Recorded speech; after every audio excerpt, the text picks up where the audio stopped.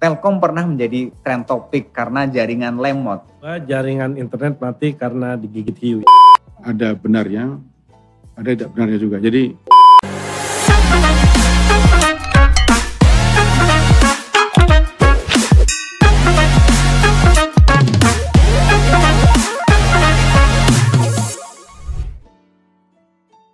Selamat datang di Muda Podcast, podcastnya BUMN Muda. Bagaimana kabarnya Sobat Muda Podcast? Ketemu lagi bersama kami di sini. Saya Soleh Ayubi, ditemani partner saya Mas Kiki Iswara akan menemani Sobat Muda Podcast hari ini. Benar banget Mas Ayubi, kita akan bahas dan mengupas cerita-cerita menarik dari para top leader BUMN. Di Muda Podcast ini, leader BUMN diajak belak-belakan dan pastinya balik muda lagi. Langsung saja ke Mas Ayubi, kita ngobrol santai bersama top leader kita hari ini. Direktur Utama PT Telkom Indonesia Persero Tbk, Mas Ririk Adriansah. Selamat datang Mas Ririk. Terima kasih. Di Muda Podcast ini. Jadi ini adalah podcastnya BUMN Muda. Ya. Suatu kehormatan nih bagi Muda Podcast hari ini kedatangan Mas Ririk. Oh iya, Mas Ayubi, Muda Podcast ini juga didukung PT Telkom Indonesia Persero Tbk agar bisa ditonton Sobat Muda BUMN. Banyak yang bertanya, apa yang bisa kami berikan untuk bangsa ini? Kami yang seharian main handphone, scroll, ketemu tapi nggak ngobrol. Seharian di depan layar, yang katanya mau streaming sebentar. Tapi, sama seperti generasi sebelum kami yang mengajarkan banyak hal, kami juga memiliki mimpi dan berusaha mewujudkannya dengan cara kami. Meski cara kami terlihat berbeda dengan generasi sebelumnya, tujuan kami selalu sama. Kami ingin membangun tempat yang lebih baik, di mana kami bisa merdeka untuk saling terhubung, menciptakan inovasi, dan perubahan baru untuk semua orang. Kami percaya dapat berkontribusi terhadap bangsa ini dan membuatnya menjadi tempat yang lebih baik.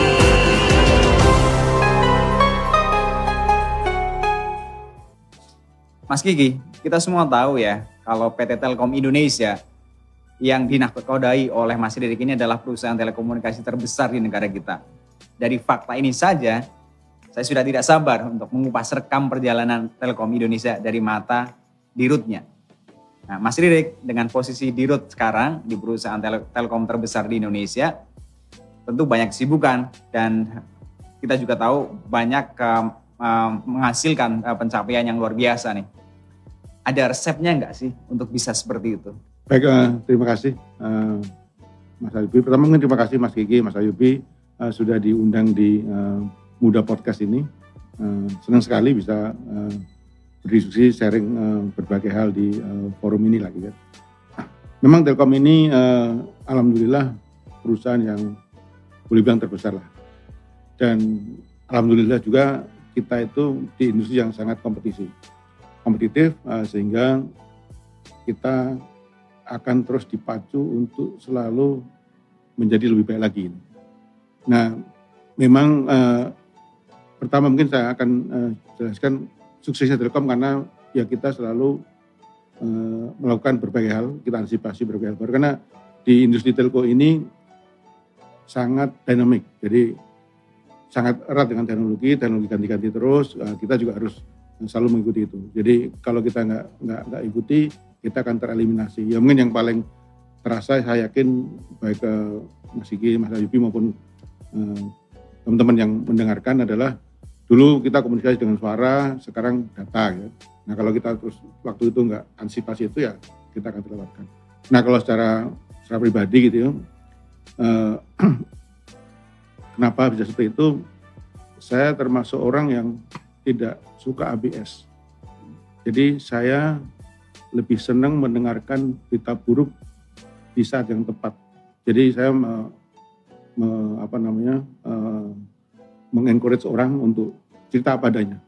Lebih baik kita itu mendengar berita buruk sesegera mungkin sehingga kita bisa perbaiki daripada kita mendengar berita itu udah too late terlalu. Nah itu yang menurut saya itu sangat penting karena pasti ada masalah.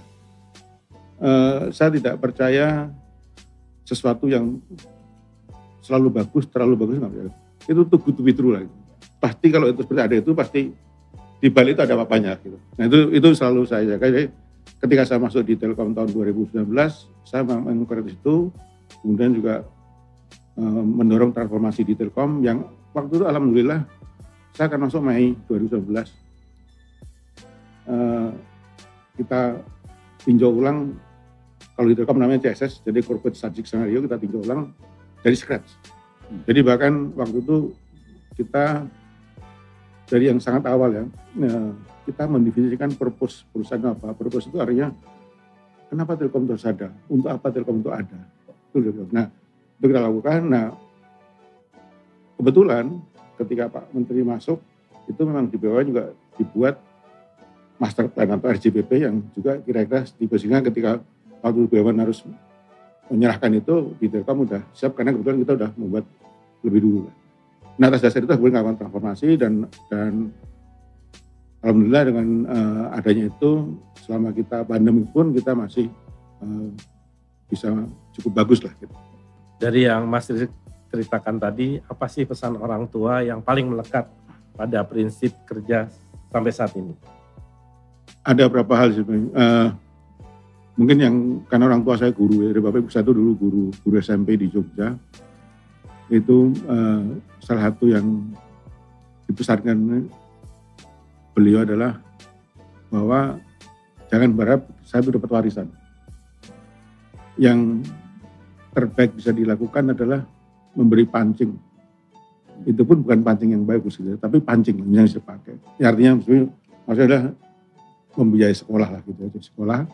Nah itu yang sangat terkesan, sehingga memang praktis saya harus siap mandiri ya kira-kira gitu lah. Gitu. Nah berikutnya adalah beberapa hal yang lain yang salah satu yang jadilah orang yang selalu komit dan bisa dipercaya. Itu penting karena orang akan jadi nyaman lah dengan kita. Gitu. Yang saya ingat itu sih utamanya gitu. Jadi artinya nanti Telkom ini pun persoalan pendidikan akan selalu mendapat prioritas ya. Dan juga selalu diberikan arahan atau diberikan pembinaan agar selalu bisa jadi orang yang dipercaya pada seluruh jajaran Telkom. Iya, SDM sangat penting lah. Ya. Terima kasih nih, Mas. Dulu pernah bercita-cita nggak sih? Pernah menyangka sih nggak sih menjadi seorang direktur gitu? Bahkan direktur utama sebuah perusahaan telco terbesar di Indonesia gitu. Apakah itu cita-cita dari zaman kecil gitu? Terus terang enggak, sama sekali enggak, dan tidak berani juga punya cita itu. Bahkan setelah saya masuk Telkom pun ya, saya masuk Telkom saya juga dalam arti tidak sengaja. Tahun berapa itu? Tahun 89. Jadi mungkin kalau sedikit saya boleh cerita di situ ya. Waktu tahun itu kan kita juga nggak tahu Telkom itu apa. Dulu saya sebenarnya ada dua sih, ada satu lagi BUMN yang lain yang cukup besar juga. Nah cuma waktu itu saya nggak berpikir Telkom jadi apa, nggak punya bayangan sama sekali. Yang waktu itu biasanya mana yang bisa masuk duluan itu yang saya masukin, karena biar segera ada income kan gitu. Nah kemudian Telkom yang waktu namanya masih Promtel. Itu pun juga unik karena kalau yang di ITB kan daftarnya di fakultas. Udah penuh sebenarnya. Kalau saya dari Sabtu pagi saya datang penuh. Dia udah penuh deh. Nah, udah berapa yang daftar? 160. Kalau 1 nambah 1 ya 160 kan kecil. Kalau perlu saya duduk di bawah nggak apa-apa deh. Itu saya ikut tes. Akhirnya singkat kata itu masuk gitu. Ada 6 bulan prosesnya. Ada berapa kali, 3 kali tes apa. Nah itu yang saya alami di Telkom. Dan waktu itu memang ya Telkom yang BUMN itu masih konotasi masih kayak negeri lah gitu. Oke. Diberi amanah di perusahaan telekomunikasi terbesar di tanah air, ada waktu liburnya nggak sih? Telkom ini kan 24 jam, betul. 7 hari terus beroperasi. Betul. Itu salah satu memang challenge-nya. Jadi kadang kita memang susah dan memang kalau bagi saya sih hidup itu kadang pilihan lah. Kita itu nggak selalu punya opsi atau yang kalau banyak orang bilang balance, hidup yang balance itu memang ya kita pada manage. Jadi libur belum ada, kadang Sabtu Minggu juga ada kegiatan. Kebetulan kan anak saya kan udah gede, udah lebih mengerti, memahami lah. Ketika mereka kecil lah itu agak challenging juga, karena kan mereka pengen jalan ke mall atau mana itu kan. Nah itu yang memang ya itu satu tantangannya. Sebenarnya kita memang nggak punya fleksibilitas seperti pada orang umumnya, tapi dengan waktu yang sempit, barangkali kualitas kita bisa kejar. Hanya kalau secara volume waktu libur memang kayak di telco juga ketika akhir tahun gitu ya, orang pada liburan, kita justru sedang nyari duit karena ada 2 event besar setiap tahun yang itu cukup naik gitu ya. Itu adalah di Lebaran dan Naru itu Natal tahun baru. Oke, nah Mas Ririk nih, setelah tadi ngobrol ya tentang beberapa cerita pribadi gitu di belakangnya ya. Ada tantangan nih, kita punya kotak muda podcast yang di dalamnya ada teka-teki yang hanya bisa diceritakan oleh Mas Ririk nih.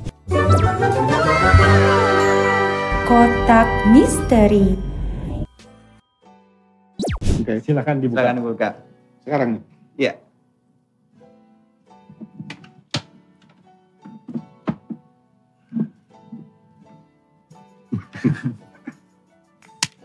Bisa ditunjukkan ke pemirsa gitu. Ada 2 saat. Nah, ini ada 2 foto ya, ada 2 gambar yang isinya kok sepertinya ada Metro Mini gitu ya, ada kondektur. Nah, ini ceritanya apa itu? Artinya apa nih buat kehidupannya Mas Ririk? Dulu rumah saya di Jogja ketika masih kecil itu adalah nggak jauh dari rumah saya, jadi itu ada perempatan. Kalau yang di Jawa mungkin tahu perempatan Wiro Brajan. Gitu. Di perempatan itu salah satu dulu menjadi salah kayak semacam apa ya, terminal pangkalan yang nggak resmi. Gitu. Jadi karena itu hubnya angkot lah.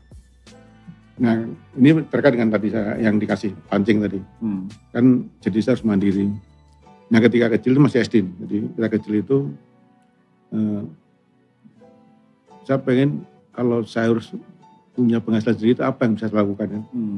Nah karena sering lewat situ jadi tahu, jadi kondektur kayak bisa juga itu. Jadi kayak kena angkot lah itu bisa juga. Jadi paling nggak udah ada opsi lah kan gitu. Kalau terpaksa dilakukan. Ada berapa yang lain lagi sih? Tapi pernah nyoba-nyoba jadi kondektur gitu. Secara ini bukan rutin ya, pernah nyoba tapi tidak rutin. Tidak pernah sekali 2 kali aja, tidak rutin. Karena belum, waktu itu masih terlalu kecil dan ya alhamdulillah tidak sampai terpaksa melakukan itu lah gitu. Baik. Wah menarik sekali nih, ternyata ada cerita-cerita zaman kecil ya yang sebenarnya itu punya arti ke membentuk siapa Mas Ririk sekarang gitu kan ya. Jadi diberikan pancing, bukan diberikan ikannya gitu. Nah masih banyak hal yang menarik ya yang akan kita bahas di segmen ini, tapi masih ada beberapa pesan ya, nanti akan kita lanjutkan. Jadi jangan kemana-mana teman-teman Sobat Muda BUMN. Dengan digital bisa membangun negeri, saling terhubung hingga ke pelosok negeri. Untuk Indonesia yang lebih baik.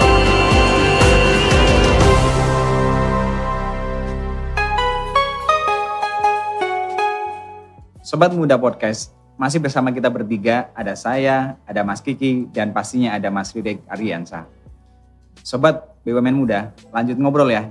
Kita patut berbangga terselenggaranya Muda Podcast ini didukung oleh PT Telkom Indonesia Persero Tbk.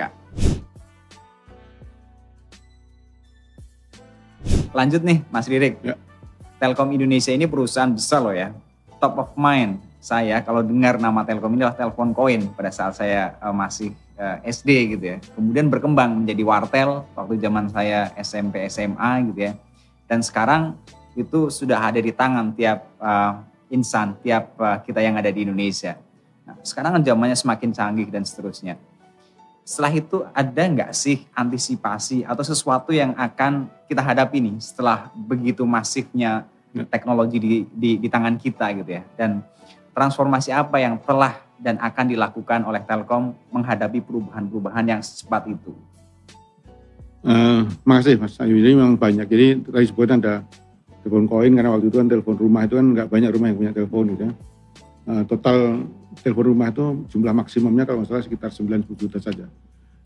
Nah orang ada telepon koin, terus ada wartel, terus ada warnet.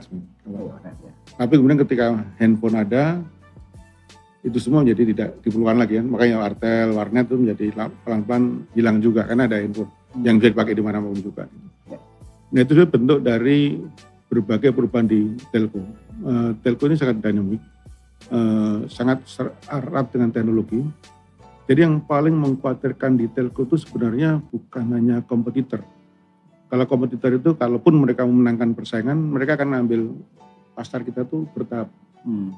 Tapi yang bisa mengeliminasi secara cepat itu sebenarnya adalah teknologi. Banyak muncul dulu, mungkin barangkali Mas Kiki, Mas Ayubi, dulu ingat sekian tahun yang lalu tuh, tahun 90-an gitu ya. Menjelang ada seluler ngetop itu kan ada pager ya. Pager ya. Pager ada, dulu ada easy call gitu kan. Ya. Nah begitu handphone ada SMS kan itu, udah nggak diperlukan lagi. Hilang begitu saja. Nah itu yang paling mengkhawatirkan. Jadi teknologinya yang, nah dulu waktu itu sampai jadi Telkom ini sebenarnya sudah berkali-kali mengalami transformasi karena teknologi, karena di drive, jadi dari suara sampai 2000 awal lah gitu, masih suara, kemudian muncul data tahun 2000, mungkin 2008 kan 3G kita muncul waktu itu data ada, terus ada kalau di Telkom ada Telkom instan yang di dial up gitu dulu. Nah data mulai sampai hari ini. Nah Telkom ini dulunya suara, bahkan secara komposisi revenue itu tertinggi sampai tahun 2017 itu masih dari suara ya? Dari telepon biasa gitu ya. Nah itu yang kemudian kita sadari ya, akhir tahun 2017 itu tiba-tiba pertengahan 2017 itu turun suara itu. Karena orang udah pakai data, ada WA call. Ya. Kalau secara umum ya, biaya kita telepon pakai WA call atau yang sejenis itu paling 10% dari suara. Jadi orang udah mulai pakai itu. Dan itu kayak snowball effect. Jadi begitu Mas Haji masih pakai, pasti keluarganya juga pakai. Semua pakai jadi kan. Makanya turunnya tajam, turun terus. Nah itulah yang kemudian membuat kita harus bebenah. Waktu itu saya masih di Telkomsel. Jadi kita akhirnya harus merumuskan lagi strategic direction-nya kita kemana. Bahwa ternyata suara itu nggak ada artinya. Akhirnya kita harus kemana? Kita dorong data. Kita dorong data, dan data itu sebenarnya kan pipanya aja. Ya. Nah di atas data itu ada berbagai hal lain lah, termasuk aplikasi. Nah sehingga ketika kita tahun 2019 saya masuk di Telkom itu, tadi saya sampaikan, kita merumuskan ulang dari scratch teknologi. Sehingga kita ada 3 pilar yang 3 pilar portofolio besar yang kita lakukan. Pertama yang kita sebut dengan digital connectivity. Itu infrastruktur lah, simpelnya, untuk telekomunikasi, untuk termasuk suara gitu ya. Tapi juga untuk data, broadband, 5G, satelit ada di situ semua. Nah, kemudian pilar yang kedua itu kita sebut digital platform. Itu sebenarnya adalah kepanjangannya dari digital connectivity. Jadi ada misalnya kayak data center, cloud, IoT, big data gitu. Nah, pilar ketiga ini lebih ke yang kita sebut dengan digital services. Ini yang lebih, kalau mungkin gampangnya adalah aplikasi lah.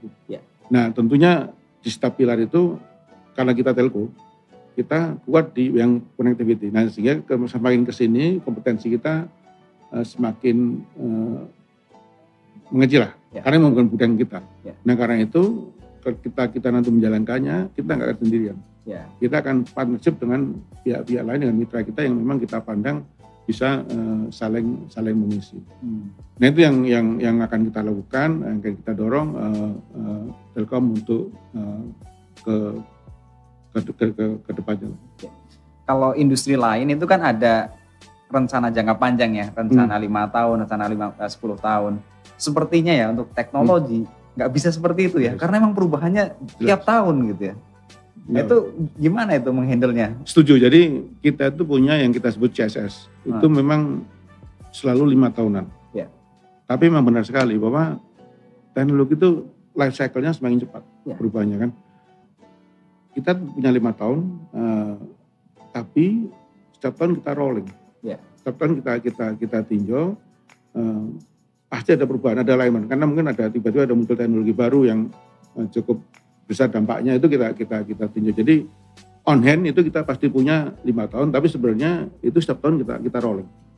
Kita rolling dan kadang-kadang kalau diperlukan kita bongkar total. Kalau ternyata cukup signifikan. Jadi di tangan 5 tahun, tapi sebenarnya mungkin per tahun di rolling, at least mungkin per 3 tahun kita cukup signifikan kita bongkar rencana kita itu. Oke, berarti luar biasa dinamiknya ya. Dinamis. Ya, Sangat-sangat dinamis. Sangat. Kan? Ya. Tidak sekedar di adjustment, bisanya juga di total dibongkar. Nah ini juga sebenarnya kejadian di beberapa industri yang lain, kayak misalkan e-commerce, transportasi, itu juga perubahannya sangat cepat itu, walaupun nggak secepat teknologi. Di healthcare juga ada sebenarnya. Ya. Kalau kita melihat vaksin ya, pengembangan vaksin itu, Ebola itu perlu waktu 70 tahun. Kemudian sebelum COVID itu, yang 70 tahun itu adalah polio, yang Ebola itu 5 tahun. Vaksin sekarang setahun gitu. Nanti vaksin yang lain mungkin lebih pendek lagi gitu. Ya. Jadi dengan berbagai advancement yang terjadi di bidang sains. Baik, saat ini BUMN dan berbagai pelayanan punya gebrakan transformasi ke bidang digital. Telkom menjadi tonggak infrastruktur untuk menyukseskan program tersebut. Bagaimana kesiapan Telkom menghadapi keadaan yang cepat berubah ini? Ya. Jadi secara infrastruktur kita siapkan. Jadi broadband, baik itu fixed broadband kayak mungkin yang dikenal IndiHome gitu ya, itu kita gelar terus, maupun yang mobile Telkomsel ini juga menjadi bagian dari itu. Bahkan kita juga membantu cukup besar inisiatifnya dari Kominfo untuk menggelar coverage di 12.000 desa. Jadi banyak itu. Ketika kemarin ini di-trigger oleh pandemik. Ya. Jadi pandemik karena harus belajar jauh, nah sehingga terasa ketika di desa itu belum ada coverage. Nah sehingga ada program pemerintah khusus untuk itu digelar, sehingga nantinya kita harapkan ketika kita harus melakukan, bahkan nanti kan kita yakini beberapa aktivitas kita selama pandemik, baik itu Vicon maupun belajar jauh, kayaknya akan terus stay lah gitu. Nah itu kita sudah lebih siap. Jadi infrastruktur kita gelar. Nah selain itu juga tadi yang digital platform tadi, jadi kayak data center kita siapkan, cloud kita siapkan. Nah itu jadi bagian juga dari nanti transformasi digital, baik itu untuk BUMN gitu ya, maupun juga untuk sektor swasta, termasuk juga untuk pemerintah itu kita siapkan. Demikian juga dengan berbagai aplikasi. Ya, kemarin kita pandemi kan, kalau yang di Telkom meskipun dengan bekerja sama dengan kementerian lain kan ada Peduli Lindungi apa itu bagian dari itu kan. Bagian dari itu yang insya Allah nantinya juga itu Indonesia akan mengeduket masyarakat untuk lebih siap menggunakan digital. Nah di Telkom sendiri sebenarnya ketika kita membuat rencana jangka panjang yang tadi 2019 tadi, bagian dari itu kan ada visi misi. Kan? Nah misi kita itu ada 3. Misi kita itu yang pertama adalah kita menyiapkan infrastrukturnya, karena itu sudah mulai core-nya kita lah, kita siapkan. Yang kedua, kita yang tentunya tidak harus bekerja sendiri, harus bisa dengan pihak lain gitu, menyiapkan talentnya dan termasuk masyarakatnya. Jadi gini, talent adalah orang yang memang nantinya akan mengembangkan ini. Nah ini butuh sekali, sangat penting ini. Nah selain itu masyarakat harus siap, karena sebagus apapun platform yang kita bangun, sebaik apapun, kalau masyarakat nggak siap terus nggak pakai, ya percuma juga. Ya. Nah masyarakat juga perlu di-educate untuk agar pakai. Nah yang ketiga adalah di dunia digital ini adalah nggak ada Superman. Ya. Nah kita tuh harus mengorkestrasi kerjasama dengan ekosistem yang ada. Ya. Nggak mungkin kita tuh sendirian tuh nggak mungkin. Nah karena itulah kemudian kita menyiapkan untuk tadi partnership dengan berbagai pihak yang memang relevan dengan itu semua. Jadi ada 3 misi itu. Nah itu saya rasa kira-kira itulah gambarnya apa yang dilakukan Telkom nantinya untuk mendukung transformasi digital ini. Ya. Nah beberapa kali nih Mas Ririk menyebut tentang konsep kedaulatan digital. Ya. Maksudnya apa itu dan bentuknya akan seperti apa sebenarnya itu? Ada beberapa hal ya. Pertama, secara infrastruktur kita memang mestinya kita bisa mengembangkan masyarakat kita juga di semua tempat tinggal, baik yang di kota besar maupun sampai di pelosok itu bisa menggunakan digital yang sudah ada konektivitas kan. Nah yang kedua adalah secara aplikasi pun kalau bisa kita itu juga lebih banyak menggunakan aplikasi yang memang buatan kita, yang artinya dibuat oleh ya dari kita, dilahirkan dari kita lah. Tidak harus yang dari luar. Sekarang ini kan sangat banyak dari luar. Nah sehingga sebenarnya kadang-kadang sekarang ini mereka ini atau yang pemilik aplikasi itu kan lebih tahu kegiatan masyarakat kita dibanding pemerintah kita. Karena kan pakai mereka kan. Nah itu yang kita ingin mendorong itu agar kedaulatan digital lebih terbentuk sehingga orang lebih banyak pakai yang kita bikin. Kalau perlu nanti suatu kali ada WA yang buatan Indonesia yang dipakai segala macam lah gitu kan. Nah termasuk nanti beberapa vertical platform yang mungkin Mas Ayubi ada platform healthcare gitu ya, yang dipakai. Nah itu yang sebenarnya kita harapkan ke depannya sehingga kita bisa lebih berdaulat, value-nya pun bisa kita keep ada di sini gitu. Luar biasa. Semua perusahaan BUMN berlomba-lomba membantu masyarakat di tengah kemerosotan ekonomi. Ya. Nah untuk PT Telkom sendiri, apa kontribusi di tengah pandemi ini? Tentu untuk menyukseskan semua program-program yang sudah memang direncanakan sebelumnya. Ya, ada beberapa hal. Yang pertama memang kalau kita bicara pandemi itu kan kita itu dihadapkan pada pilihan yang dilematis antara kesehatan dan ekonomi kan itu. Kalau secara kesehatan dulu ketika zaman masih parah-parahnya ada PSBB itu kan demi kesehatan kan orang nggak boleh pergi, nggak boleh beraktivitas, tapi ekonomi kena. Nah bagaimana kita bisa menjalankan dua-duanya? Nah salah satu solusinya adalah memang bagaimana kita itu bisa beraktivitas tapi tetap aman, tetap ada prokes. Nah yang waktu itu kita lahirkan Peduli Lindungi. Waktu itu bekerjasama dengan Kominfo, kemudian sekarang dengan Kemenkes. Nah itu salah satu kontribusinya. Terus kemudian juga ada inisiatif lain yang waktu itu juga diinisiasikan oleh Kementerian BUMN, ada apa di UMKM. Kita tahu bahwa UMKM kita tuh jumlahnya sangat besar, mungkin ada lebih dari 60 juta dan menyerap mungkin 99% tenaga kerja itu di UMKM. Ini termasuk pedagang kecil yang di pinggir jalan gitu. Nah sebenarnya mereka lah yang mereka yang hidup dari delay. Jadi mereka ini kan nggak kayak kita yang digaji. Kalau mereka sehari nggak kerja, ya nggak ada penghasilan. Nah karena itu bagaimana itu bisa menjadi dengan pandemi bisa tetap beraktivitas. Nah salah satunya adalah kita hadirkan pada UMKM itulah yang kebetulan mempertemukan antara UMKM dengan BUMN. Baik BUMN bisa belanja ke situ. Nah itu yang antara yang sudah kita lakukan dan insya Allah juga akan banyak memberikan kontribusi membantu saudara kita yang kesulitan ketika pandemi ini masih ada. Ya. Luar biasa ya teman-teman pendengar podcast pasti pernah menggunakan Peduli Lindungi itu. Sekarang ke mall, ke kantor, ke rumah sakit dan seterusnya diminta untuk menggunakan Peduli Lindungi. Itu untuk membantu kita men-tracking siapa yang datang kemana dan seperti apa statusnya. Kembali lagi ke peran Telkom ya. Besarnya tanggung jawab dan termasuk resiko yang diemban oleh Telkom ini ya, itu kan luar biasa besar, terutama di program digitalisasi kita bersama gitu ya. Nah, seperti apa dan bagaimana dukungan dari Kementerian BUMN sendiri sebagai induk dari PT Telkom nih untuk bisa menjalankan peran dan beban yang sebesar tadi itu?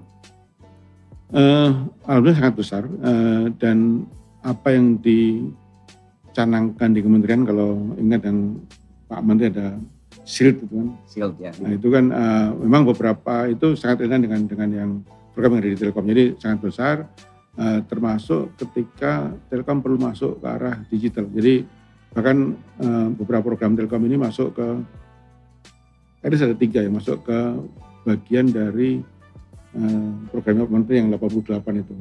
Jadi ada restrukturisasi, ada IPO-nya Mitratel yang sedang terjadi dan insya Allah minggu depan tuntas. Kemudian ada satu lagi yang data center. Jadi ada 3 itu. Nah sangat inline, termasuk ya ketika kita ingin dorong digitalisasi. Dan salah satu digitalisasi itu sebenarnya salah satu potensi penggunanya adalah di lingkungan BUMN. Saya yakin kalau itu diterapkan dengan benar gitu ya, itu akan banyak membantu BUMN karena mereka akan lebih efisien, lebih efektif, lebih transparan, dan akan memiliki daya saing yang lebih tinggi ketika harus kompetisi dengan sektor swasta gitu ya, ataupun kompetisi dengan perusahaan dari luar. Nah itu saya rasa BUMN sebagian besar lah ya, mungkin tidak semua, sebagian besar itu masih boleh dibilang greenfield untuk teknologi digital. Sehingga sebenarnya potensi incremental value yang bisa dinikmati dengan menerapkan teknologi digital di lingkungan BUMN itu sangat besar.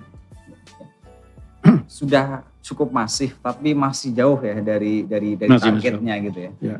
Jadi masih cukup besar potensi kolaborasi antara BUMN yang lain dengan Telkom untuk tadi menciptakan business value ya, dari mulai efisiensi, kemudian transparansi dan seterusnya. Ada sedikit tambahan Mas Ayub. Jadi gini sebenarnya, bahkan di BUMN kan dibentuk PMO.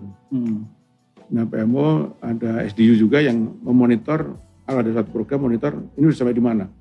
Nah ini saya rasa sangat bagus karena kemudian itu termonitor, karena orang itu kan pada dasarnya kan akan behave, akan berperilaku bagaimana dia dimonitor kan. Kalau nggak dimonitor ya semua maunya dia. Nah itu ada itu juga, saya rasa itu sangat bagus yang diterapkan di kementerian. Baik, terima kasih. Jadi SDU, kemudian juga ada PMO dan seterusnya. Nah, tadi kan udah disampaikan ya mengenai kinerja Telkom itu butuh dukungan dari kita semuanya nih. Karena tugas Telkom itu bukan hanya tugas untuk mendigitalisasi perusahaan, tapi sebenarnya digitalisasi Indonesia secara keseluruhannya. Oke, terima kasih teman-teman. Kita akan masuk ke segmen berikutnya yang berisi tentang facts or hoax gitu. Fakta atau hoax nih. Fakta atau hoax?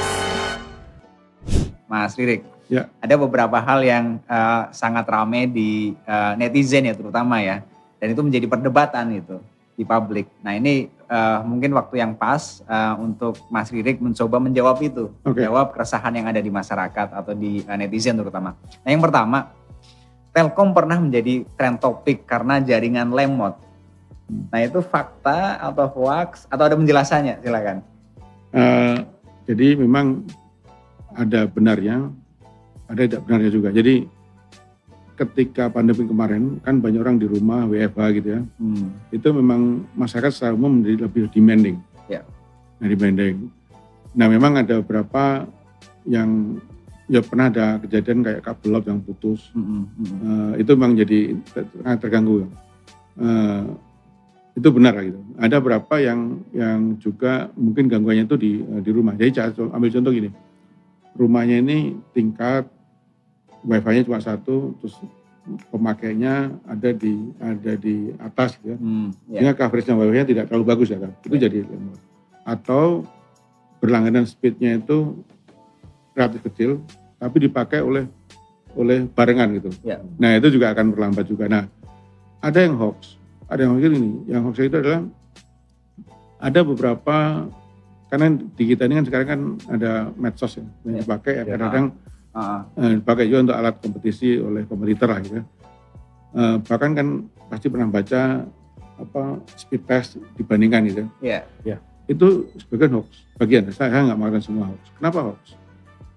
Karena membandingkannya itu tidak fair. Sampai contoh gini, setiap operator kayak semacam Indihome ya, ada Indihome ada lain yang fixed broadband lah namanya, itu berlangganannya itu macam-macam. Kayak di Indihome itu ada paket yang 20 mega, 30 mega. Nah harusnya kalau bandingkan ya orang yang berlangganan 20 mega bandingkan dengan operator yang juga berlangganan 20 mega. Apple to apple ya. Nah itu apple to apple kan.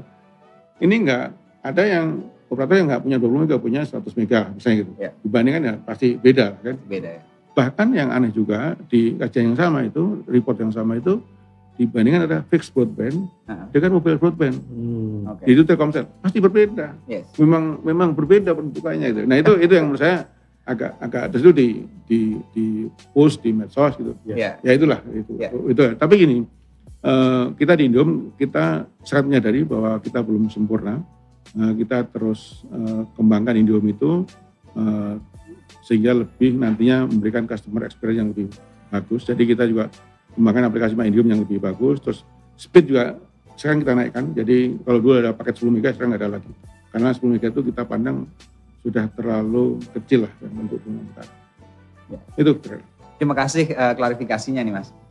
Yang kedua, jaringan internet mati karena digigit hiu. Ini ada berita viral video ikan hiu gigit kabel laut sebabkan IndiHome dan Telkomsel terganggu nih. Benarkah?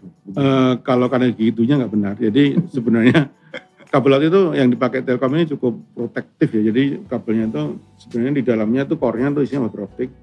Nah di luarnya itu ada shield-shieldnya gitu. Bahkan shieldnya itu juga dari materialnya dari logam lah. Gitu. Jadi cukup.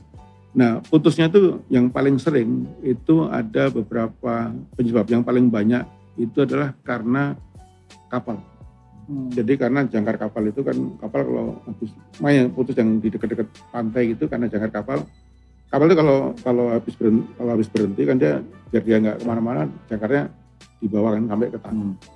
Nah ketika dia berjalan itu bukannya jangkar yang dulu baru jalan, jalan sambil jangkar. Artinya si jangkar itu sempat menggaruk tanah dasar laut itu. Nah nyangkutlah di kabel, makanya putusnya berantakan. Itu satu. Yang kedua karena faktor alam. Jadi di beberapa titik di daerah di Indonesia ini ada gunung berapi bawah laut. Yang paling sering ini adalah yang di atas Papua. Itu ada gunung berapi yang kadang-kadang dia itu memunculkan kayak lahar gitu. Ya. Nah itu kebakar kabel itu dan putus. Nah mungkin ada yang tanya, udah tahu ada gunung berapi kok digelar? Waktu kita gelar nggak ada gunung itu. Oh iya. Belum munculnya. Baru ada belakangan. Nah sehingga upaya kita sedang membangun jalur baru yang lebih jauh ada 100 kilo ke arah atasnya gitu. Itu kita bangun jalur baru sehingga nantinya kita harapkan. Tapi bukan tak mungkin nanti tahu-tahu jadi ada gunung juga. Ya apa boleh buat. Bisa juga. Tapi itulah memang umumnya sih dua itu, faktor alam atau karena gangguan manusia, kapal lah terutama. Tapi jadi nggak benar ya digigit sama dia itu. Benar. Oke, terima kasih klarifikasinya dan penjelasannya nih Mas Ririk terkait dengan dua fakta tersebut ya. Seru juga ya tadi kita membahas tentang beberapa topik yang ramai di netizen dan ternyata ada yang hoax gitu, ada yang memang sebagian benar gitu ya. Terima kasih sekali atas klarifikasinya. Kita semakin tahu lah tentang PT Telkom ini dari dirutnya langsung nih. Nah, Mas Ayub dan Sobat BUMN muda semua, jangan cepat percaya dengan sebuah informasi, harus banyak sumber yang dijadikan referensi. Apalagi era media sosial sekarang, informasi mudah didapatkan, tapi kebenarannya masih diragukan. Karena itu kita harus selalu mencek ulang. Ya. Yuk kita lanjut ya, kita ingin lebih tahu ya, lebih dalam tentang program-program dari Telkom Indonesia. Mas Ririk, COVID-19 ini menjadi disrupsi untuk banyak perkembangan bisnis ya, bahkan di hampir semua sektor. Tapi kabarnya nih, Telkom masih tetap membukukan kinerja yang positif. Dan ini jelas sepertinya itu karena internet ya. Nah, bagaimana nih Telkom bisa bersaing di era disrupsi seperti ini? Ya, sekarang ada disrupsi COVID ya. Mungkin ya semoga tidak kejadian, akan ada disrupsi lagi ke depan. Nah itu antisipasinya seperti apa? Jadi kita tadi untuk kan suara udah lupakan lah, yang lain suara itu sudah memang declining, semakin kecil. Sekarang kontribusi di Telkom revenue dari suara itu tinggal 20% dan akan terus turun. Nah kita sekarang masih dari data, dari broadband data. Nah kemarin di pandemi itu memang hero-nya kita lah gitu ya, itu IndiHome. Karena banyak orang butuh ketika banyak PSBB itu mulai melonjak itu. Meskipun tantangannya juga ada karena PSBB padahal Indium itu kan ada aktivitas fisik ya, kalau pasang datang ke rumah itu waktu itu agak ada kendala, tapi alhamdulillah itu menjadi hero-nya kita Indium ini. Nah, yang agak kena sebenarnya segmen di enterprise. Enterprise karena kan banyak perusahaan yang tutup atau ya nggak bagus, mengerem investasi segala macam lah. Jadi agak tapi di segmen itu, nah di segmen mobile Telkomsel dalam hal ini sebenarnya ada dua hal ya. Satu, terlepas dari pandemik itu memang industrinya sangat challenging. Jadi di segmen di seluler ini sekarang ini Indonesia ini masih belum sehat karena masih ya boleh bilang perang harga lah. Meskipun kita harapkan getting better dengan ada konsolidasi kemarin, tapi masih ada itu. Yang kedua memang di Telkomsel juga ada kita mendukung beberapa program pemerintah. Salah satu adalah MBJJ. Itu kan paket murah. Jadi sebenarnya tanpa diskon pun layanan data di Indonesia ini adalah salah satu yang termurah di dunia. Mungkin nomor 3, nomor 4 paling murah. Nah, kemudian ada paket yang kita support Kemendikbud itu kan MBJJ, Merdeka Belajar Jauh. Itu kan menyediakan kuota untuk masyarakat, tapi udah ada listnya gitu ya. Tidak semua orang bisa beli, tapi kecuali yang nomornya ada di situ. Nah, itu juga agak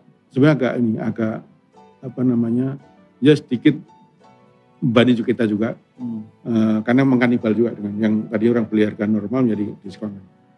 Nah, tapi overall alhamdulillah memang masih kita masih tumbuh baik di tahun 2020 maupun di tahun 2021. Dalam waktu dekat ini kita akan merilis laporan Q3 kita. Saya belum bisa ngomong angka detailnya, tetapi kalau besarannya adalah kita even tumbuh lebih besar lagi di Q3 2021 ini. Besarnya Telkom tentu didukung banyaknya sumber daya manusia yang berkualitas. Telkom juga menjadi perusahaan tempat bekerja terbaik ke-7 di dunia, di atas Nokia, Ericsson, dan Vodafone. Selamat dan keren nih, Mas. Makasih Mas Kiki. Bagaimana Telkom mentransformasikan SDM, terutama anak muda, untuk menjadi SDM yang kompeten? Apakah ada wadah khusus ini untuk pengembangan dan pembinaan yang tentu kita berharap kualitasnya terus menerus menjadi lebih baik? Ya benar, ini kita memang sudah memulai transformasi di SDM ini mungkin sejak tahun 2016 lagi, 2016-2017. Nah, waktu itu ketika kita pindah dari gedung lama kita kalau di Telkom Hub itu kan ada 3 gedung, yang paling depan itu gedung lama kita ke gedung baru. Nah, ketika pindah itu sebenarnya kita juga sudah menyiapkan bagian dari culture kita. Contohnya gini, di kita itu yang di gedung yang kantor sekarang itu, dan mungkin sekarang berlaku di semua Telkom, adalah tidak ada lagi assign meja yang di-assign untuk orang, nggak ada lagi. Bagi mungkin VP ke bawah atau JM ke bawah, nggak ada lagi. Yang adalah locker. Semua orang kita kasih locker masing-masing, ada kuncinya gitu. Tapi meja dia bisa pindah-pindah. Nah, itu gunanya satu untuk memberikan fasilitas mereka. Yang kedua itu juga lebih efisien. Karena dari riset kita itu mengatakan bahwa maksimum tuh orang berbarengan di kantor cuma 70%, maksimum. At one point, karena pas ada yang pergi keluar, ada kemana, 70%. Artinya apa? Kalau kita menyiapkan tempat duduk 100%, pasti 30% itu nggak akan pernah dipakai. Nah, ini yang kemudian itu bagian dari culture. Nah, kalau secara singkatnya mungkin ini, dulu saya yakin ini berlaku di semua BUMN juga ya, atau di apalagi kantor pemerintah. Dulu kan orang itu, pokoknya orang itu harus disiplinnya itu duduk di meja. Nggak, belum tahu kita di meja itu kerja atau baca koran, kan nggak tahu ya.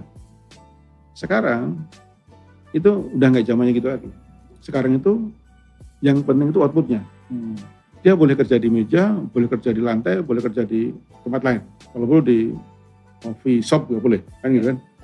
Nah, itu yang kita, jadi kita kenalkan itu. Ada, kalau kita selain pakai KPI, kita juga pakai OKR yang mengukur itu, gitu kan. Dia boleh kerjakan. Nah, kemudian juga ada fasilitas untuk menyalurkan kreativitas, inovasi mereka. Kita punya Amuba, itu kayak inkubator gitu lah, inkubator untuk dari teman-teman dari internal gitu. Kemudian kita juga mulai merekrut juga membuka memang kompetensi yang akan kita butuhkan nantinya. Jadi kayak yang berbau digital itu lebih banyak lagi. Secara umur pun ya di Telkom rata-rata itu juga menurun, artinya bertambah muda. Muda karena jumlah yang pensiun itu kita ganti dengan yang fresh masuk itu lebih banyak yang pensiun. Jadi sekarang SDM Telkom itu totalnya hanya yang di Telkom aja paling hanya 8.000-an barangkali. Kalau total di grup itu yang pegawai tetap paling 25.000 yang pegawai tetap, ada outsource tetap. Jadi tidak banyak juga. Jadi dulu pernah di tahun mungkin 90-an akhir itu Telkom saja itu 34.000. Nah ini semakin banyak berkurang. Nah sehingga kita harapkan itu memang semakin menarik bagi anak-anak muda, anak milenial khususnya untuk gabung di Telkom. Dan kita menunjukkan keseriusan kita karena kita juga banyak rekrut pro hire. Artinya pro hire itu tidak dari fresh tapi di tengah-tengah itu pro hire. Nah sehingga alhamdulillah adanya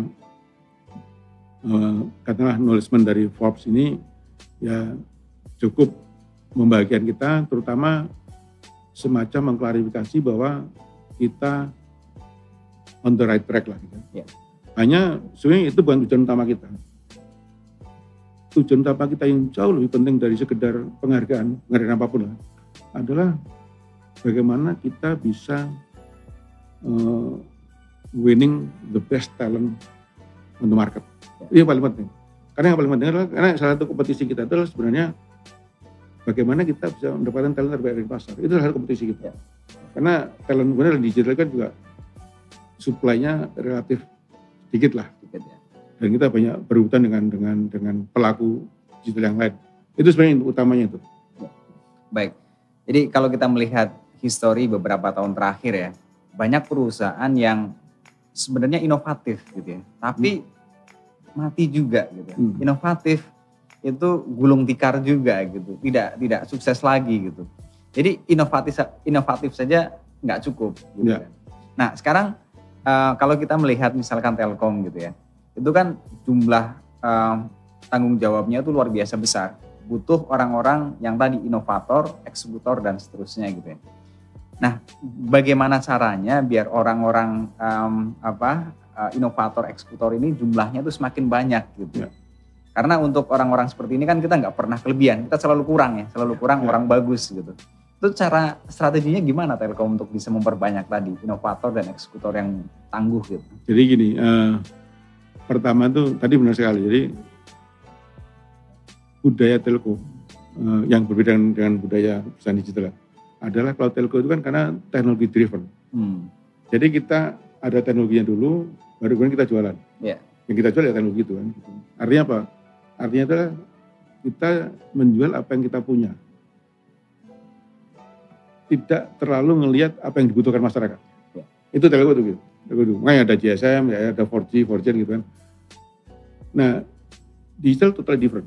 Digital itu adalah mereka melihat apa yang ada masalah di masyarakat. Kemudian atau kalaupun nggak ada masalah adalah bagaimana masyarakat itu bisa dimudahkan untuk melakukan kegiatannya dengan teknologi digital. Nah itu kan itu. Nah mindset itu yang saya dorong untuk berubah. Jadi dulu kalau saya dengar laporan, saya udah bikin ini gitu, ini aplikasi ya, bangga bagus. Saya selalu tanya, ada yang pakai nggak? Mau sebagus apapun aplikasi itu kan ada yang pakai percuma. Jadi harus ada yang pakai. Nah, sehingga biar ada yang pakai, kita harus tahu persis apa yang dibutuhkan mereka. Nah, ini yang terus kita dorong. Nah, kita kemudian mengenakan OKR. Kalau OKR itu kan target yang disepakati dan itu kan bisa diubah. Ketika tercapai diubah. Nah, itu yang terus kita lakukan agar memastikan bahwa apa yang kita buat itu memang sesuatu yang memang dibutuhkan oleh masyarakat. Kadang saya tidak terlalu peduli dengan uangnya dulu. Yang penting ada yang pakai dulu. Monetizingnya itu bisa belakangan kan. Nah itu yang selalu saya dorong dan kemudian kita wadahi. Jadi tadi ada Amuba, inkubator, bahkan di digital business tadi di bulan Fajrin itu ada tribe. Ada tribe yang fokus ke bidang tertentu. Nah itu kita review. Berarti kita review. Kalau at some point dia nggak mencapai yang kita targetkan, tidak tertutup kemudian itu di-shutdown, dihentikan. Jangan sampai kita tuh harus fail fast, learn fast. Ya. Jangan sampai kita terlena menghabiskan resources yang ternyata nanti ujungnya gagal. Lebih bagus kita gagal, lebih tahu gagal lebih cepat kan, sehingga kita bisa banting setir melakukan hal yang lain. Ya. Kita tidak buang-buang resources percuma. Tapi memang harus siap bahwa ya seperti itu kan memang. Nah, yang mungkin di Telkom masih belum ada adalah gini, bedanya di Telkom dengan di startup ya. Di startup itu kan jiwanya kan do or die. Ya. Ya kan? Artinya kalau startup berhasil ya dia hidupnya enak. Sebenarnya dunia ini itu dunia yang sangat kejam. Ya. Yang kita dengar itu adalah yang berhasilnya. Ya. Yang gagal jauh lebih banyak. Kan? Ya. Tapi kita nggak pernah dengar karena nggak ada di berita itu kan. Ya. Sebenarnya ada itu banyak. Nah yang saya khawatir, ini nggak hanya di Telkom, di BUMN juga atau di perusahaan juga sama. Di Telkom itu kalau dia gagal kan dia itu kan praktis juga masih terima gaji juga. Ya. Jadi spirit do or die-nya itu masih tidak sekuat yang di startup ini. Nah ini yang mungkin bagaimana kita bisa mimicking yang di sini ke dalam Telkom ini yang kita nggak bisa ekstrim, tapi bertahap itu kita mimicking agar mereka punya spirit yang sama. Gitu. Jadi kalau dia berhasil ya dia dapat sesuatu yang besar gitu ya, apakah bonus atau apa. Tapi kalau gagal ya dia nggak dapat. Mungkin gaji masih dapetin dia agar spiritnya itu untuk berhasil itu tinggi, setara dengan yang di do or die-nya di startup tadi. Ya. Itu yang mungkin menjadi salah satu yang masih harus kita kembangkan. Baik. Transformasi di bidang kultur perusahaan kan pasti juga dilakukan perusahaan yang saat ini lebih banyak mengembangkan ada kultur santai. Jadi ini santai, inovatif, tapi kreatif. Di Telkom sendiri seperti apa yang dibangun nih? Ya. Jadi kalau budaya ya tentunya kita core-nya menggunakan akhlak core-nya. Nah untuk kesehariannya memang sebenarnya bukan santai dalam santai. Jadi sebenarnya tadi fleksibilitas. Jadi fleksibilitas bahwa dia itu boleh bekerja dimanapun yang penting outputnya. Dengan cara apa pula. Kita juga ada kita sebut dengan WFA gitu. FWA. Atau flexible working arrangement. Jadi dia itu nggak harus di kantor, dia boleh di mana, boleh di rumah. Hanya ada relasi kapan harus ke kantor. Tapi yang penting output. Kita mana itu outputnya. Dia kerja di mana itu nomor 2 lah. Nah dengan begitu juga lebih fleksibel, mungkin juga lebih enjoy gitu bagi karyawannya. Tapi mungkin kalimat santainya nggak terlalu pas karena santai soalnya layah-layah gitu. Sebenarnya nggak kan. Terus dalam hal berpakaian juga di Telkom itu kaos itu udah cuma kita belum sampai ke celana pendek sih. Tapi kaos udah biasa gitu, jadi nggak ada istilah sopan. Cuman ya tetap menyesuaikan di saat tertentu. Kalau kita mau baju proper ya harus proper juga. Ya. Nah itu kita lakukan. Dengan demikian orang kan lebih. Kadang-kadang orang kalau pakai formal terus itu ya jadi agak terbelenggu gitu kan. Nah kalau itu lebih pikirannya lebih terbuka, lebih bebas, lebih mendukung untuk suasana yang membangun suasana yang lebih inovatif.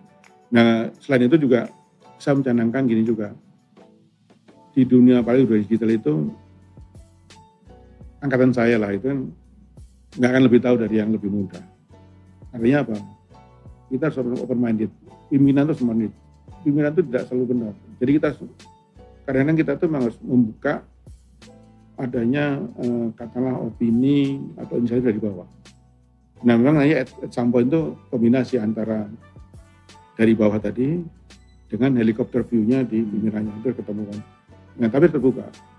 Dan saya membiasakan juga orang itu untuk bahkan kritik boleh.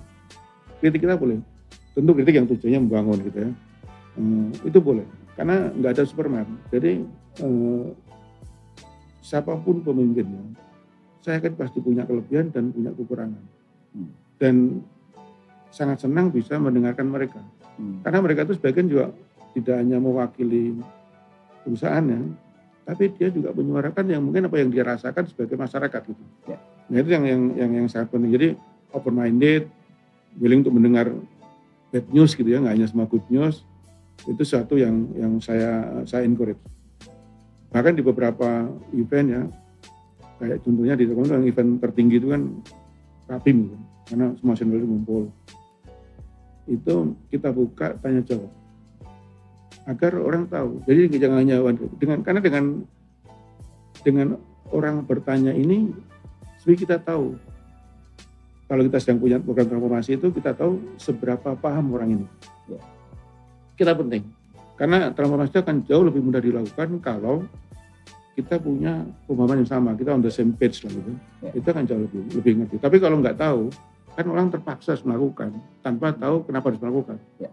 Nah ini yang kita dorong di Telkom sehingga lebih egaliter lah, lebih terbuka, lebih ada interaksi antara atasan dengan bawahan.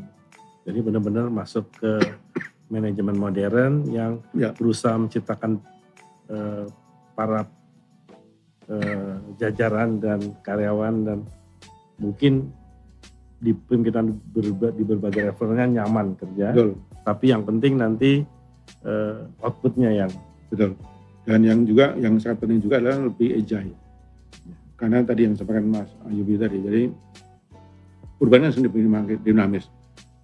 Sehingga organisasi pun kita sedang berubah. Jadi teman-teman juga harus siap dengan perubahan itu. Karena ya otherwise kita nggak akan bisa mengikuti kompetisi. Karena kita punya keyakinan bahwa perusahaan yang akan bertahan itu bukan yang paling besar, paling kuat. Tapi adalah yang memang paling cepat bisa beradaptasi dengan perubahan. dan ini apalagi jumlah karyawan yang mudanya persentasenya terus kan akan terus Naik. meningkat. Ya, ngomong-ngomong tentang akhlak ya, PT Telkom meraih penghargaan BUMN Award sebagai perusahaan dengan penerapan indeks akhlak paling baik.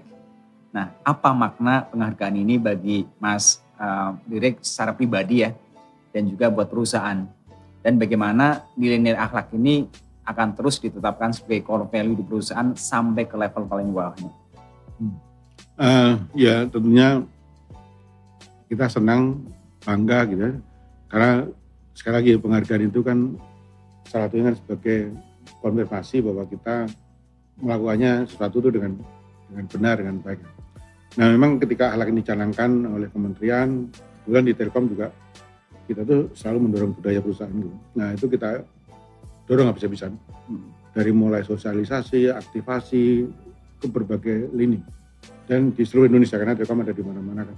Nah itu kita dorong benar-benar, termasuk juga monitoringnya. Seberapa jauh itu dipahami, seberapa jauh dijalankan. Bahkan yel-yel Telkom itu sekarang pakai alat. Kita ini ada ditambahi sedikit yang berbau Telkom, yaitu ada win digital gitu. Karena kita ingin memenangkan ketika kita digital, ada penyemangat itu. Tapi mostly itu komponen akhlak itu salah satu yang kita lakukan. Dan tapi dari semua itu yang paling penting ya memang akhirnya bukan penghargaannya, tapi bagaimana akhlak ini memang menjadi benar-benar dijalankan oleh semua insan di Telkom Group dan tentunya juga di BUMN gitu. Nah ini yang paling penting. Nah, ini yang terus kita monitor, kita jalankan agar memastikan bahwa kita memang sesuai dengan yang diharapkan. Jadi sangat menarik mendengar penjelasan dari Mas Rik ini, mulai dari kehidupan dari mulai masa kecil, karir, hingga ide-idenya bagi dunia telekomunikasi Indonesia yang tentu ini bisa menjadi contoh untuk dikembangkan lagi oleh BUMN muda. Masih banyak ingin didalami sebenarnya nih dari beliau. Kita akan lanjut di lain waktu ya Mas Rik ya. Boleh. Jadi, Siap. Teman-teman BUMN muda ini masih ingin mendapat pelajaran, pencerahan dan juga pengalaman yang tentu bisa dipakai menjadi basis untuk maju ke depan. Iya, ya memang benar, benar banget ya. Mungkin Mas Ririk ini bisa menjadi salah satu role modelnya bagi sobat BUMN muda yang ingin berkarir di BUMN ya tentunya. Terakhir Mas Ririk, kasih mungkin ada kutipan atau motivasi apa yang bisa sahabat BUMN muda ini jadi pegangan, terutama untuk menyemangati di era pandemi ini dan kemudian di era kebangkitan ke depan ini, mudah-mudahan ini bisa menjadi bahan pelajaran yang bisa digunakan untuk meniti jalan atau meniti karir ke depan sobat BUMN muda. Pak Mas Giri, mungkin saya ingat ketika saya dulu masuk Telkom. Jadi ketika masuk Telkom itu dulu dirutnya Pak almarhum Pak Cacu. Waktu itu di Telkom itu sarjana S1 itu masih jarang. Nah ketika kita di situasi seperti itu, ada dua cara kita memandang. Pertama memandang bahwa kalau kita negatifnya adalah sama dengan memandang gelas yang airnya tinggal dikit lah. Itu adalah kalau secara negatif kita bilang, aduh ternyata usahanya enggak begitu bagus. Tapi ada cara memandang yang menurut saya jauh lebih bagus, yaitu adalah dengan situasi seperti itu malah justru sebenarnya ada opportunity yang besar bagi kita, terutama yang muda-muda ini, untuk memperbaikinya, untuk membawa sesuatu yang baru. Itu yang dulu positive thinking harus begitu. Nah, sehingga sebenarnya memberikan opportunity bagi teman-teman, terutama yang muda-muda yang mungkin yang baru masuk di BUMN untuk memperbaikinya. Bandingkan dengan datang perusahaan yang sudah sangat bagus, running very well gitu ya, almost perfect, itu lebih susah. Nah sebenarnya itu lebih susah. Jadi dan peluang bagi anak-anak teman-teman yang sobat muda ini juga bisa lebih mudah untuk stand out kelihatan gitu. Dibanding kalau isinya bagus semua kan. Jadi itu positive thinkingnya lah gitu. Nah kalau secara umum sebenarnya kalau pengalaman saya bagaimana kita menyikapinya, memang ada beberapa hal yang saya sangat penting. Satu, selain kerja keras, kerja smart juga orang itu harus pegang komitmen. Jadi pegang komitmen, terus kemudian juga delivery-nya juga sesuai dengan dikomitmenkan. Karena di dunia yang semakin dinamis sekarang ini, nggak hanya di telkom, ini apply di semua sektor lah itu, ya komitmen penting. Dan atasan itu akan nyaman kalau punya anak buah yang memang committed. Sesuai dengan dijanjikan apa, kapan, dengan kualitas seperti apa itu committed. Kalaupun terpaksa meleset, ya kasih tahu sebelumnya kenapa meleset. Nggak tiba-tiba telat terus diem aja gitu kan. Itu penting. Ada satu lagi clue yang nggak bisa lihat dari sebagai clue yang penting itu ketika kita menduduki di level apapun ya, itu selain kita merencanakan apa yang ingin kita lakukan di unit itu, yang penting juga itu adalah kita harus menyiapkan kader kita, siapa yang menggantikan kita from day one. Nah, mendidik kader itu jangan pelit bagi ilmu, karena berbagi ilmu itu sebenarnya juga bisa kayak roket gitu. Jadi mendorong teman-teman untuk naik lebih tinggi.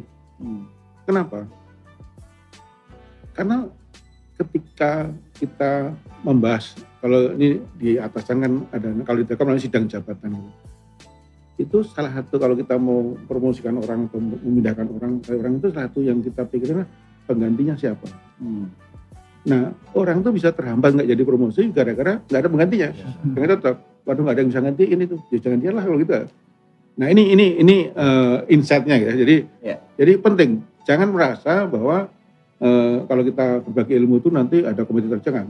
Lebih nanti yang dibagi ilmu itu akan lebih apa, secara langsung maupun nggak langsung itu mendorong kita juga. Nah itu yang mungkin penting. Jadi dan saya yakin yang dapat ilmu pun juga pasti berterima kasih lah. One way or another kan, pasti dia akan seperti itu. Jadi itu penting banget. Ya. Luar biasa ya, keren banget. Ini motivasi yang perlu dicatat. Tapi lebih penting adalah dilaksanakan oleh kita semua sebagai sobat BUMN muda gitu ya. Nah, terima kasih Mas Ririk sudah mau ngobrol bareng dengan generasi muda lewat Muda Podcast ini. lain kesempatan kita akan ngobrol lagi ya Mas ya. Ya, siap. Semoga Telkom makin jaya di tangan Mas Ririk. Amin. Amin, amin, ya Bro. Amin. Makasih. Yap, Sobat Muda Podcast, akhirnya kami pamit undur diri. Saya Soleh Ayubi dari BUMN Muda. Dan saya Kiki Suara dari Rakyat Merdeka. Stay tune with us untuk Muda Podcast, podcastnya BUMN Muda. BUMN Muda, Tumbuh tumbuh berkarya, berkarya, memajukan Indonesia.